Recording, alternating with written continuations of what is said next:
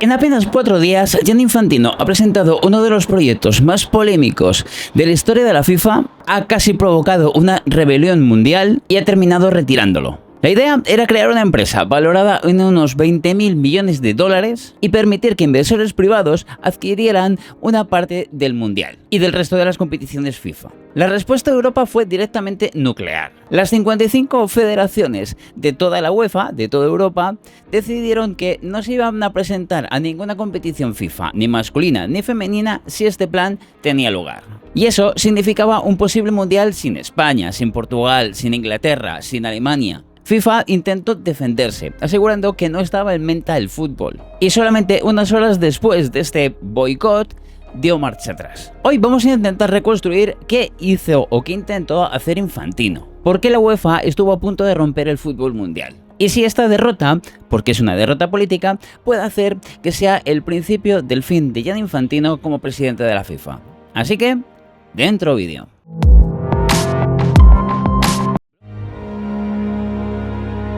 Todo comenzó con un proyecto llamado FIFA Forward Enterprise. La idea consistía en crear una nueva empresa filial que concentraría prácticamente toda la actividad comercial del Mundial, o mejor dicho, relacionada con todas las operaciones o con todas las competiciones FIFA. Allí se agruparían los derechos de retransmisión, la venta de entradas, las licencias comerciales y parte de la organización de torneos como el Mundial, tanto masculino como femenino, y juveniles. Según las informaciones que han publicado, esta empresa estaría valorada en unos 20.000 millones de dólares y permitiría que inversores privados se hicieran con el 20%. Es decir, la FIFA podría obtener alrededor de unos 4.200 millones de dólares extra de financiación privada para todos sus proyectos. FIFA decía que iba a mantener el control sobre todos los proyectos, sobre todas las competiciones, sobre todas las reglas y sobre todo lo que atañase al funcionamiento normal de las competiciones FIFA como se han realizado en toda la historia hasta ahora. Por tanto, no se proponía ni vender el Mundial, ni permitir que un fondo de inversión fuera capaz de elegir sedes, cambiar formatos, decidir sobre los calendarios, sobre qué cantidad de selecciones participarían en el Mundial. El argumento de Infantino es que el enorme potencial que tienen todas estas competiciones iba a poder utilizarse para conseguir muchísima más financiación, muchísimo más dinero que se iba a repartir entre todas las federaciones que forman la FIFA. Y esto es especialmente importante, sobre todo de cara a las federaciones más pequeñas, las que tienen menos recursos. Para entender por qué Infantino estaba seguro de conseguir apoyos, hay que mirar las cifras. La FIFA tiene 211 federaciones que son miembros, y el dinero de esta inversión, de estos inversores privados, podía ayudar muchísimo a muchas de estas federaciones.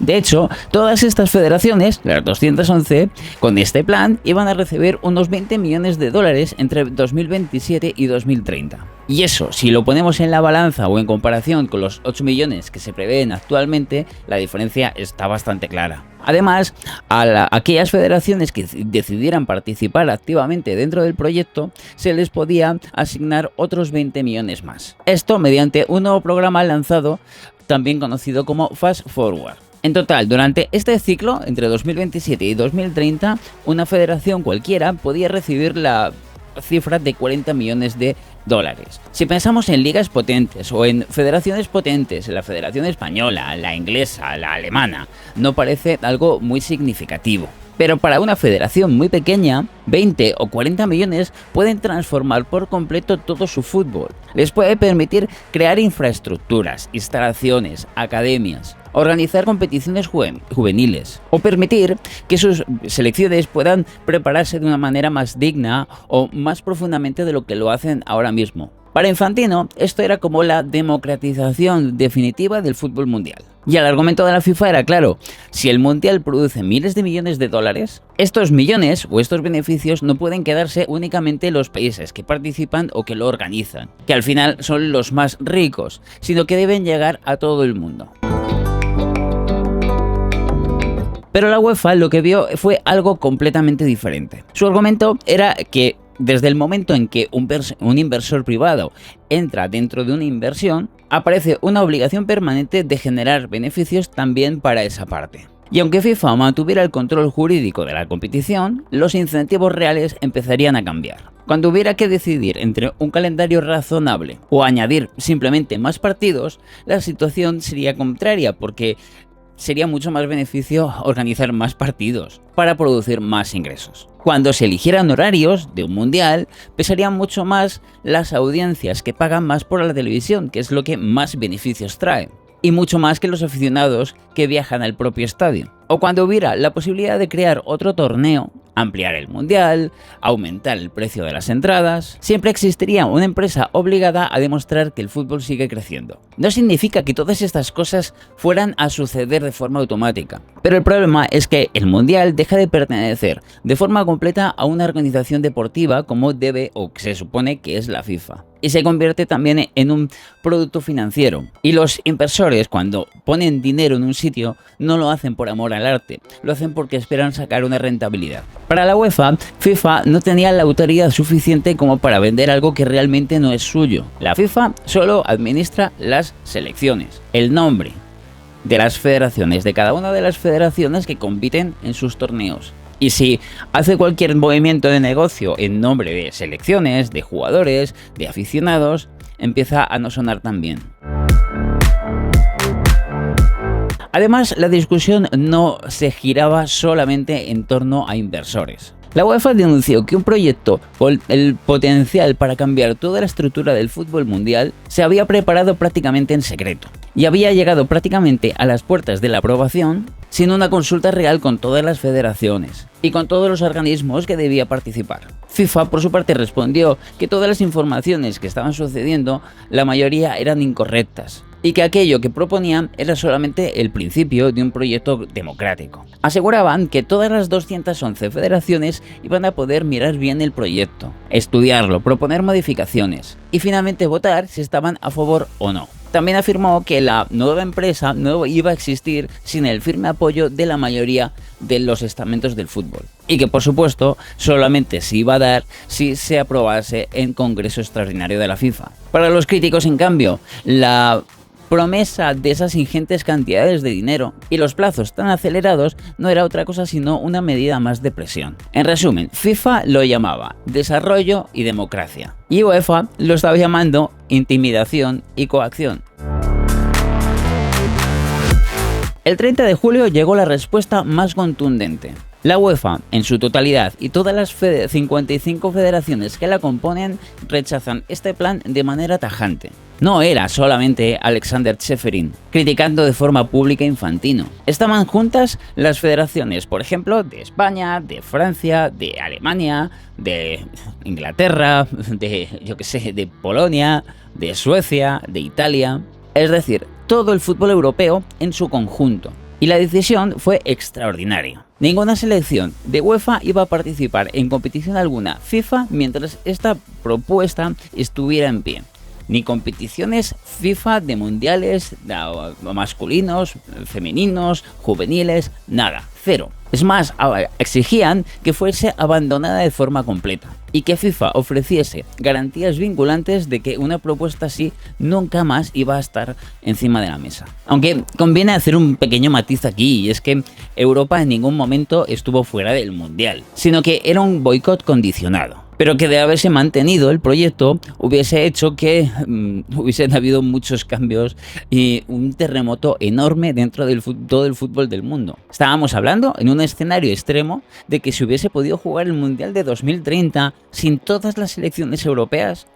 Sinceramente, no creo que se hubiese dado esa circunstancia. Y además con la paradoja de que España y Portugal están entre las organizadoras del próximo Mundial de Fútbol en 2030. No me imagino, sinceramente, ese Mundial sin las selecciones europeas. FIFA reaccionó aquella misma tarde. Publicó un comunicado asegurando que no se estaba proponiendo vender el fútbol, que iba a mantener siempre el control y que una sola confederación no podía hablar en nombre de las 211 federaciones de todo el mundo. Es decir, parecía que Infantino estaba dispuesto a continuar y que pasase lo que tuviera que pasar. Pero al día siguiente todo cambió. Y el presidente de FIFA anunció que FIFA Forward Enterprise, este proyecto, no iba a seguir adelante. Su explicación fue que después de todas las opiniones que habían vertido desde muchas federaciones, el proyecto había generado divisiones bastante enormes en todos los estamentos del fútbol. Y el objetivo de unir y de hacer crecer juntos el fútbol ya no era posible así.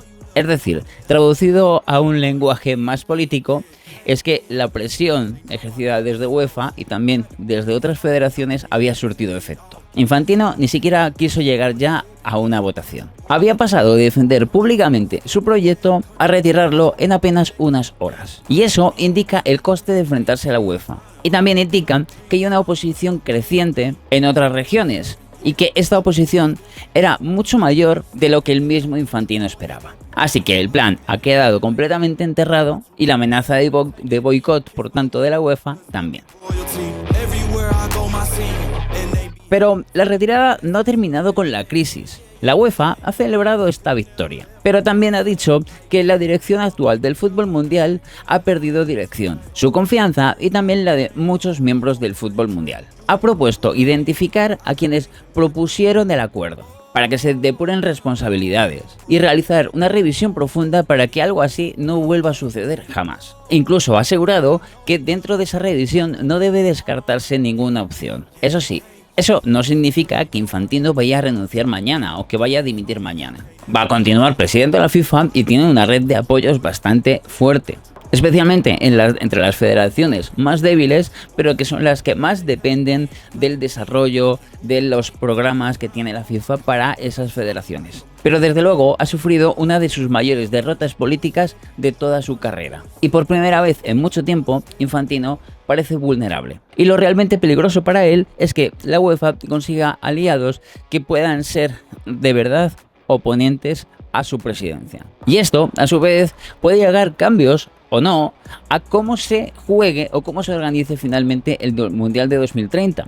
Tenemos que recordar que todavía ahora mismo no se sabe exactamente dónde se va a jugar la final, igual que muchos otros detalles de la competición. Incluso está en el aire la propuesta de 64 selecciones, que veremos, porque la UEFA en principio no le gustó demasiado la idea y tampoco le gustó a la Confederación Asiática. Y eso, este tema, va a seguir siendo algo bastante polémico desde el punto de vista no solamente deportivo, sino también político y geopolítico. ¿Dónde se va a jugar la final de 2030? ¿En España o en Marruecos? Pues esto puede afectar mucho a cómo se determine esa decisión final, cuál va a ser el futuro de Infantino y sobre todo después de esta derrota política. Yo soy Alfon, esto es Historias de Fútbol, HF con Alfon, y aquí intentamos también explicar un poquito cómo es el fútbol internacional, no solamente los resultados, sino también qué se está cociendo dentro del fútbol mundial, que creo que también es interesante, además de hablar de muchísimas cosas que nos interesan